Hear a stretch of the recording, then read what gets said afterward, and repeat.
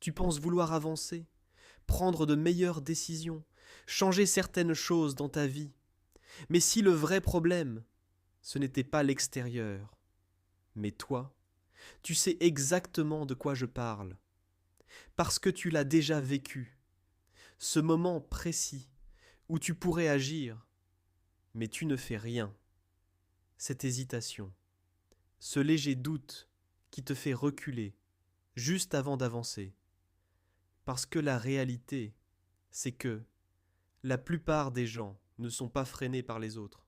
Ils sont freinés par eux-mêmes, sans même s'en rendre compte. On appelle ça l'auto-sabotage. Et le plus troublant, c'est que ton cerveau pense te protéger, pas te détruire. En psychologie, on parle de biais d'évitement, un mécanisme qui te pousse à éviter l'inconfort, même si cet inconfort est exactement ce dont tu as besoin pour évoluer. Le psychologue Daniel Kahneman a montré que notre cerveau préfère éviter une perte plutôt que rechercher un gain. Autrement dit, tu préfères rester dans une situation moyenne plutôt que risquer quelque chose de meilleur. Et ça, c'est le début du piège. Tout commence par quelque chose de très subtil, une hésitation. Tu veux faire quelque chose, mais tu repousses. Tu trouves une excuse. Ce n'est pas le bon moment. Je ne suis pas prêt. Je le ferai plus tard. Et sur le moment, ça paraît logique. Mais en réalité, tu évites une seule chose, l'inconfort. Parce que changer, prendre un risque, t'exposer, ça crée de l'incertitude. Et pour ton cerveau, l'incertitude est perçue comme un danger. Alors il préfère te garder dans ce que tu connais déjà, même si ce n'est pas ce que tu veux vraiment. C'est pour ça que tu peux vouloir évoluer. Et en même temps, rester exactement au même endroit. Et c'est là que ça devient dangereux. Parce que ce n'est pas que tu n'es pas capable, c'est que tu fais exactement ce qu'il faut pour rester bloqué. Tu sais, comme ce message que tu voulais envoyer. Tu y penses, tu l'écris, tu hésites, tu le modifies, tu attends, et finalement, tu ne fais rien. Ou cette opportunité. Tu sais qu'elle est là. Tu sais qu'elle pourrait changer quelque chose. Mais tu attends, encore, et encore, jusqu'à ce qu'elle disparaisse. Pas parce que tu ne pouvais pas, mais parce que tu n'as pas agi. Et tu le sais. Mais l'auto-sabotage ne s'arrête pas là. Il devient plus intelligent, plus discret, plus difficile à détecter. Il prend la forme de comportements que tu considères comme normaux, comme la procrastination. Ce n'est pas un manque de discipline, c'est une stratégie d'évitement, une manière de fuir, une émotion inconfortable.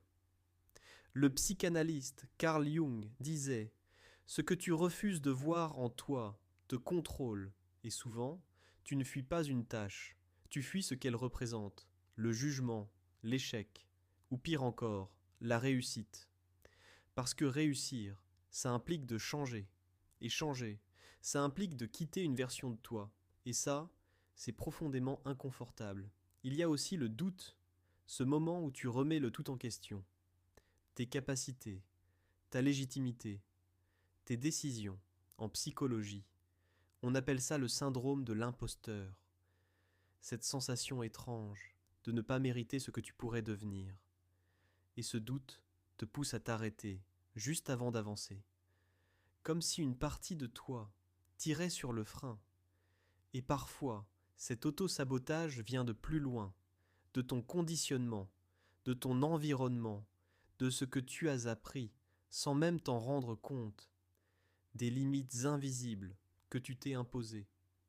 Le philosophe Friedrich Nietzsche parlait de devenir, ce que l'on est réellement, mais pour ça, il faut dépasser ce que tu crois être, et ça, très peu de gens le font, parce que c'est inconfortable, parce que ça demande de remettre en question son identité, et c'est là que beaucoup restent bloqués, parce qu'ils confondent identité et habitude.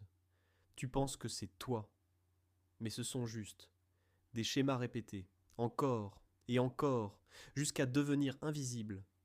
Mais il y a un autre niveau, encore plus subtil. C'est quand tu sabotes ce qui fonctionne.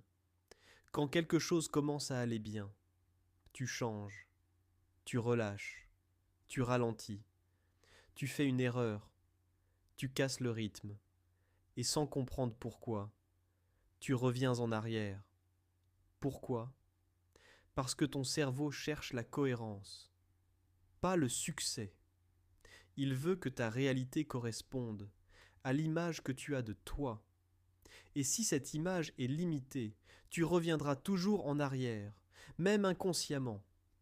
On appelle ça la dissonance cognitive, un état de tension mentale, quand tes actions ne correspondent pas à ce que tu crois être, et ton cerveau va réduire cet écart, même si ça signifie te saboter. Mais la première étape, ce n'est pas de changer, c'est de voir, observer ces moments où tu te freines, où tu hésites, où tu évites. Parce que dès que tu prends conscience, quelque chose change. Tu crées une distance entre toi et ton automatisme. Et dans cet espace, tu retrouves ce que les philosophes appellent le libre arbitre, la capacité de choisir malgré tes impulsions, choisir d'agir malgré l'inconfort, choisir d'avancer, même imparfaitement, choisir de ne plus te fuir, parce que l'auto-sabotage ne disparaît jamais totalement. Mais tu peux apprendre à ne plus lui obéir, et à partir de là, tout change. Tes décisions, ton identité, ta trajectoire.